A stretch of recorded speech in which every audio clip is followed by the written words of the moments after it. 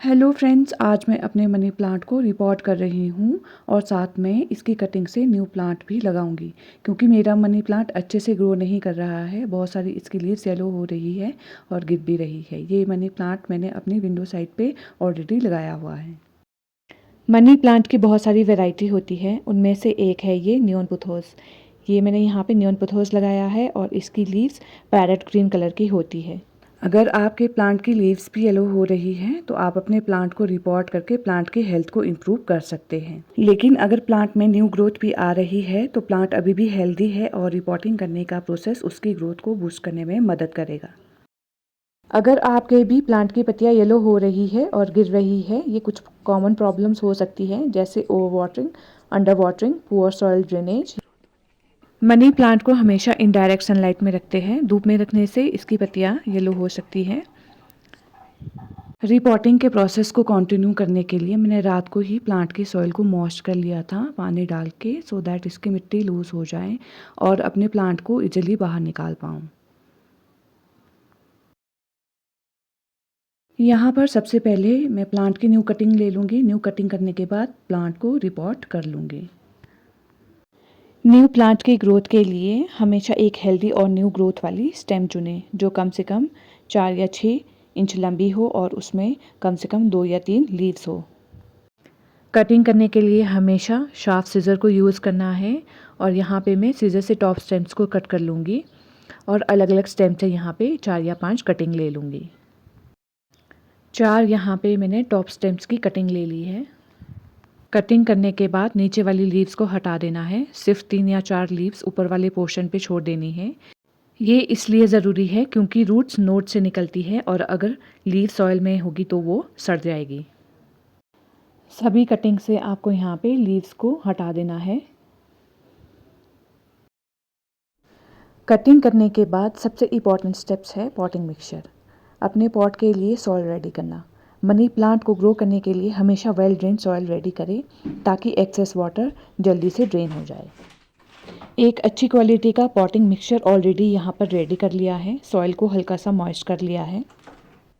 Potting mixture को ready करने के लिए यहाँ पर मैंने सबसे ज़्यादा कोकोबीट का इस्तेमाल किया है क्योंकि कोकोबीट वेल ड्रेन होता है, एक्सेस वाटर को बाहर निकालता है और सॉइल को मॉइस्ट रखता है।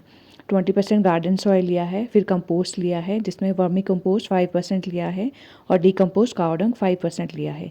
गोबर आपको हमेशा सड़ा हुआ ही इस्तेमाल करना है। अब मैं यहाँ पे वेल ड्रेन पॉट ले लूँगी जिसमें नीचे से छेद बने हो क्योंकि यहाँ पे एक्सेस वाटर अगर आप डाल रहे हो तो आपका पानी जो है इन छेद से बाहर निकल जाए। पॉट के होल को कवर करने के लिए यहाँ पर मैं कोको शेल्स को ले रही हूँ क्योंकि अगर आप पानी डाल रहे हो, पानी के साथ साथ आपकी मिट्टी भी बाहर आ जाती है, तो होल्स को कवर करने के लिए शेल को मैंने यहाँ पे प्लेस कर दिया है। इसके बाद अपने पॉट को मिट्टी से भर देना है।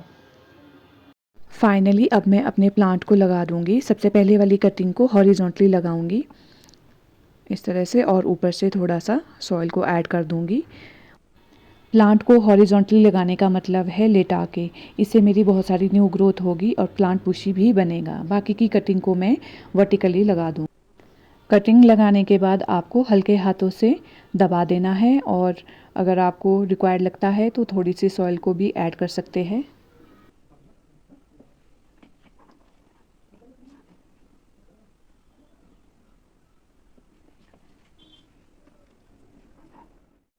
फाइनली मेरा पॉट रेडी हो गया है। इसको शेडी एरिया में रखना है।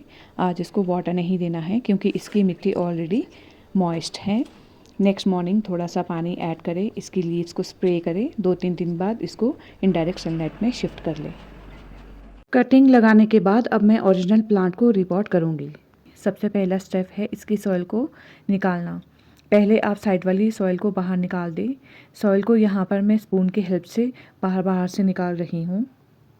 बहुत केयरफुली यहाँ पर मैं सॉइल को बाहर निकाल दूँगी क्योंकि मुझे प्लांट की रूट्स को और लीव्स को डैमेज नहीं करना है, इसलिए यहाँ पे स्लोली मैं सारी सॉइल निकाल दूँगी। प्लांट को फाइनली मैंने बाहर निकाल लिया है। इसमें बहुत सारी रूट्स बनी हुई हैं बट फिर भी मेरा प्लांट अच्छे से ग्रो नहीं कर रहा था। ये देख लीजिए यहाँ पे कितनी सारी रूट डेवलप हुई है। प्लांट की रूट से सारी सॉइल को निकाल देना है। सभी प्लांट्स की स्टेम्स को मैंने अलग अलग कर दिया है। अलग अलग करने के बाद अब मैं यहाँ पे एक बकेट में पानी ले लूँगी और इसकी वॉशिंग कर लूँगी। अच्छे से आपको सभी रूट्स को वॉश कर लेना है।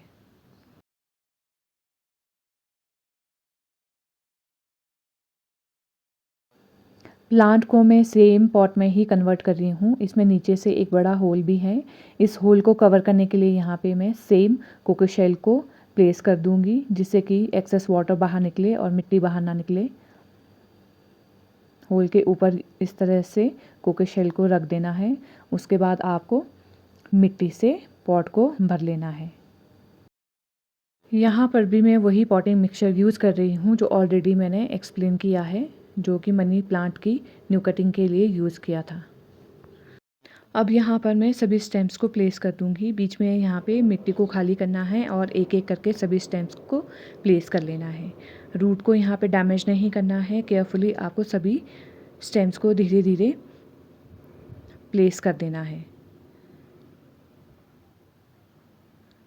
सभी स्टेम्स को लगाने के बाद अब आप थोड़ा यहाँ पे मिट्टी को हल्के हाथों से दबा दोगे।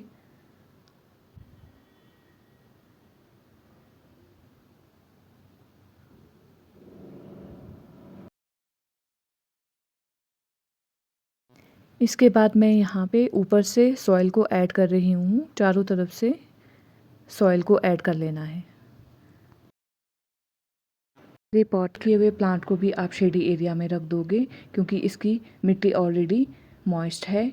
मॉर्निंग में थोड़ा सा पानी देना है और इसकी लीफ को भी स्प्रे करना है। 2-3 दिन बाद आपको इनडायरेक्ट सनलाइट में शिफ्ट कर लेना है। लास्ट में यहाँ पे मैं थोड़ी सी टिप्स शेयर करना चाहूँगी। ओवर वाटरिंग और अंडर वाटरिंग दोनों से बचे। सॉइल हमेशा थोड़ी सी मॉइस्ट होनी चाहिए, लेकिन सैचुरेटेड नहीं। मनी प्लांट इनडायरेक्ट सनलाइट में ही बेस्ट ग्रो करता है। मनी प्लांट के लिए हमेशा वेल ड्रेन सॉइल यूज़ करें, ताकि एक्सेस वाटर जल्दी से ड्रेन हो जाए और टाइम टाइम पे इसको होममेड फर्टिलाइज़र भी देते रहे।